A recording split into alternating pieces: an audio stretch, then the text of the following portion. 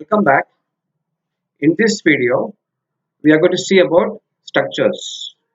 So structures plays an important role. So we are going to see what's the structure, what is the syntax for that, and later we are going to see a small program using this. So let us start with the structure, syntax. Before the syntax, let us see what is the structure. Structure is normally a collection of data items. So data items can be of any basic types like integer, float, characters, or which can be of any primitive data items. So the syntax for the structure is it starts with a keyword called struct. Let me repeat. Struct is a keyword, it's not variable. The keyword is nothing but which has got its own meaning, and meaning is understood by the computer. So we are not supposed to use this keyword for any other purpose. So after this, you have to open the brace, and whatever you write inside the braces, which is going to be the structure numbers. So if you look at the diagram on the screen, where you can find there are n structure numbers.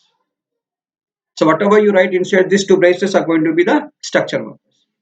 Next, you can write a variable, so which is going to be the structure variable. So let me repeat. The structure starts with the keyword struct. Then you have to put the curly braces, and whatever you write inside the braces is going to be the structure number. For example, you can see a structure. We just give it as struct, and name and age are going to be the members along with salary.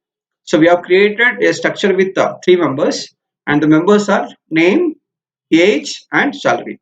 Look at this. Struct is a keyword. So your structure starts on ends here, and person is a structure we have created, right? So we have successfully created a structure with three members. Now let us see how we can assign values to this structure numbers. So normally we use an operator called dot operator. So as you could see, we have a structure with three members. The members are name, age, salary. So what we do is, so we have to assign values to this. So how do we assign values to this? So what we do is we use the structure variable, and person dot name. Name is going to be the structure member. And how do we separate this? How do we assign values using the dot operator? You can look at this. Person dot name is James. Actually, there is nothing called the assignment operator. So we have to make use of a library function called strcpy. So which is going to copy the name James to the person's dot name. So when you do this, you have a structure like this. So this is going to be the person. Let me write this, and this is having three parts. This is going to be the name part. Next is age, and this is salary. So let me make it as this is name, this is age, and this is salary. So we are talking about person dot name. This is a name part where I'm going to store it as James. Just see that this is James. Same way person dot age. So this is the age part. Person dot, we have to write a dot for this. Look at this, and where I'm going to write it as 10. Next is person dot salary. So this is the salary part. So just assume that this is salary, and where I'll be storing the value as 35,000. So this is a way we assign values to the fields. What are the fields? We have three fields in the given structure. They are name, age, and salary. Yeah. So you can let us see a small program, a complete program using a structure. So as you could see, the structure can be written anywhere. It's not mandatory like you have to write the structure within the main function. So what we have done is we have written the structure outside the main. So something like This is going to be a global variable. That means any function can access, any function can make use of the structure, and normally starts with struct and three members, and this is structure variable. And how do we access? See, we are going to enter the information. So we are going to read the name. How do we access? S dot name. We are going to read the roll number, which is going to be S dot roll number, and we are going to read the marks, which is going to be S dot mark. So this is to read a normal, structure members information. So we have got all the information. So we have taken it as S. S has got three parts. This is the first part is going to be the name. Second is going to be the roll number, and third is going to be the marks. And whatever you entered from the keyboard will be stored at these places. Now to print it, like any other things, variables, information, how do we print? Same way we can print this. So how do we print this? Look at this. So displaying information, name is equal to percentage s dot name, percentage s dot name. So s dot name, thing that I've just stored a. So I'm just going to print. When I take the output, I'll be getting it as whatever is the information I store in this field will be displayed.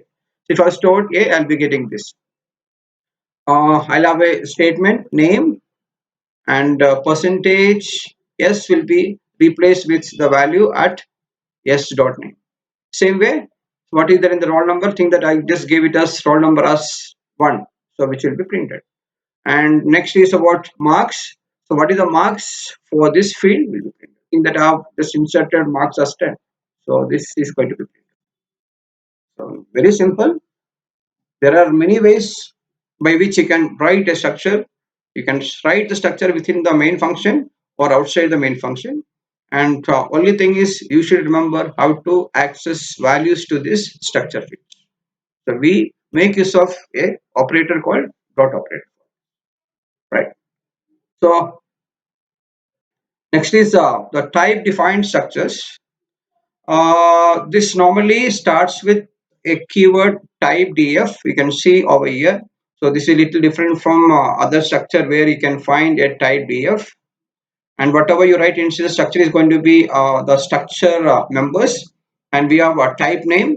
And as I told, type df is a keyword like the previous case. Type df is a keyword which has got its own meaning, and again struct is a keyword, and all the members are defined within the braces. And the main thing is the type name. What you can see over here, type name is not a variable. Look at this, type name is not a variable, it's a user defined data type.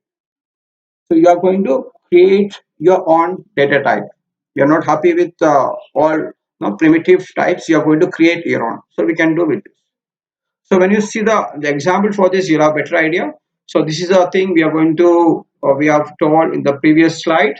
So we have typed of struct, and remember this, human being is the one which you have created, and this is going to be a new data type. So using this data type, you have created variables person 1 and person 2. So let us, yeah, so we have created two variables. One is person 1 and person 2.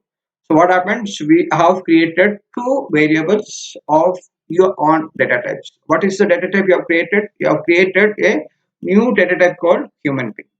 The human being is the one which you have created recently. Let us have a quick reference, glance what we studied. So let me repeat, structure is a collection of data types or data items. So we starts with the struct, and whatever you write inside the braces is going to be the structure number. And we use an operator called dot operator to access or assign values to this field. So this is a small program we have seen. And type defined structure, using this type defined structure we can create our own data types.